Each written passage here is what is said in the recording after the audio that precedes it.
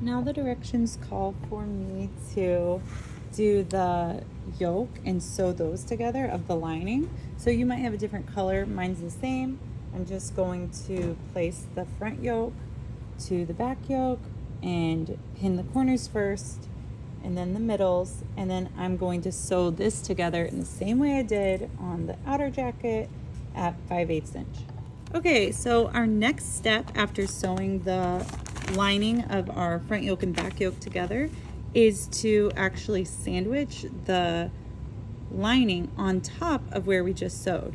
So it says, with right sides together, pin the lining to the neck edge of the jacket over top the collar, and then you match everything like your shoulder seams and your edges, and you're going to stitch this. And what it's going to do is finish our collar because it will be trapped in the lining. So I will pin it and then you'll kind of see what I mean. So I know this goes together because this is that top neck edge. So I'm going to pin that first. I'm going to come across to the other neck edge and pin it right next to the collar. And I'm going right on top of the collar. And then it says shoulder seams, and I can see those. And I actually had the marking on the fabric, so I know that. It's so bulky, so really make sure those seam allowances are open and that you are pinning through everything. And then I'll just work through the middles and pin it the rest of the way, and then we're ready to sew.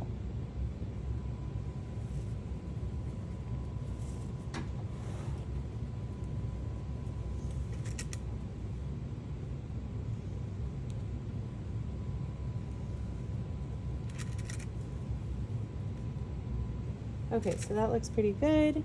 And it doesn't say anything about a special seam allowance or basting, so I'm just going to stitch all the way across here at 5/8 inch. Okay, so now that we have sewn the yoke over top the collar, we're ready to put the lining to the rest of the shirt. We're actually going to attach it. So the first step is to follow this picture and recreate what it looks like. So I have the front of the shirt here and here on the outside, and then you can see in the picture it shows the lining is wrong side up, like so, and the back is just aimed towards the back. So the directions are kind of confusing, but just follow these steps. It says to take one side of the shirt at a time and roll it up. And you're going to take the lining over top that amount that you just rolled and bring the front yoke to the seam of the other front yoke. So basically I'm matching the two front yoke pieces, but I'm pushing the rest of the shirt up underneath and sandwiching it inside. And so you're going to pin the front yoke lining to the seam allowance, and it should line up perfectly because they're the same piece. And then I'm actually going to switch and pin on this side. You're going to sew right along where you already sewed. So just following this seam line right here. And it says in your directions, be careful not to sew down what you just rolled up. Make sure I can stick my hand in there. There's nothing else in the way. And so I'm going to do that now on the other side, and then I'm going to sew it. So now I'm going to sew both sides that I pinned right along the stitch line that where I sewed the front yoke to the front of the shirt. And I'm just making sure I'm not sewing down the folded up shirt.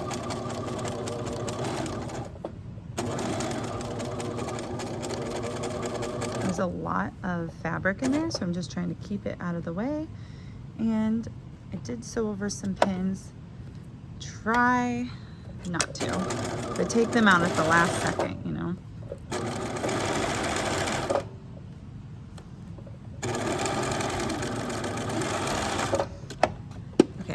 So then, very important, it does say to trim your seam down because otherwise you're gonna have a lot of bulk. So you have 3 different seams. Go ahead and cut them at least in half. A student asked me if they could serge it. You could just serge it too, that would be fine.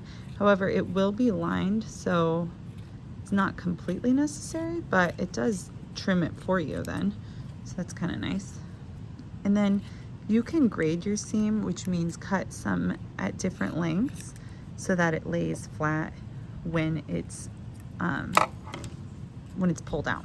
So now it says to pull the seam out. So you unroll your jacket. It was just tucked in there. And then you can see, I'll zoom out. You can see here's the jacket. But look in the inside, the lining is sewn down to the inside. It's like invisible.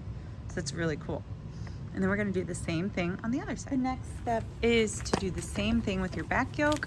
So again, we wanna recreate the picture and trying to find the picture. Here we go.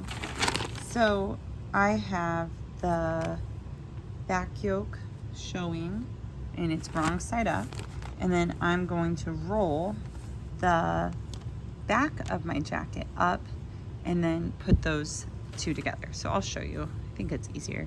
I'm rolling the back, I'm grabbing this yoke, and I'm sandwiching the lining and the actual yoke together. It's a weird step, but it's super cool. So then again, I'm just pinning the seam allowance to the front of the jacket and keeping everything else out of the way. And I'm gonna sew right along that stitch line, just like the front. Okay, so both of my yokes have been lined now. And now it says on the front to top stitch along the bottom of the yoke, along the edge. And then it also says, if I jump ahead, to do the same thing on the back of the